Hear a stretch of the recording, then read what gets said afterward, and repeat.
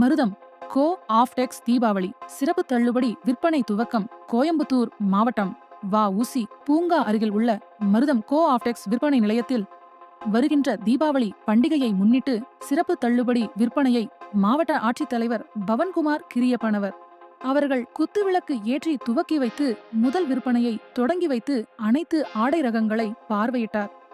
இந்நிகழ்ச்சியில் பிரசாந்த் உதவி ஆட்சியர் பயிற்சி மற்றும் கடை ஊழியர்கள் கலந்து கொண்டனர்.